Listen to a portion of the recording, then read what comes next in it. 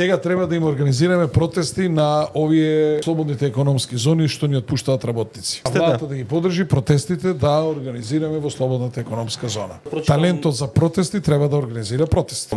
Он не гледа да носи економска политика каде овие фирми ќе имаат интерес да останат. Он гледа ако може нешто да уништи. Вие ги видовте бројките. Сите маркети заедно имаат 32 милиона евра добивка. На 900 милиона евра промет, тоа е 3,5% добивка. Сега и тие 3,5% да ги немаат. А во исто време три банки направиле 380 милиона евра промет, 191 милиона имаат добивка, 50 и кусур % имаат добивка. И он не заварава нас, не вика штрекувате против маркетите. Да знае дека овие што остануваат без работа, кои ќе му дојдат да му штрекуваат пред влада, маркетиве ќе носат сендвичи и кока-коли. Ете тоа ќе му се случи. Мечката игра пред туѓа врата, ама ќе дојде пред твојата да игра. Затоа што он нема политика. А политиката вистинска треба да видиме како да им ги намалиме трошоците. Ако им ги намалам трошоците на овие фирми, тие нема да ги затворат тука и да бегаат таму. Ќе му бидам јас поатрактивен. Подхитно владата треба да седне со нив да разговара и да видиме точно, да видиме како ние можеме да не ги затвориме тие фирми овде. Тие ќе ни се затворат. Штом тие ќе ни се затворат, ќе имаме намалена потрошувачка. Маркети сака да ти затвори. Едно, што ќе остане од оваа држава? Второ, што со тие работници што ќе останат без работа?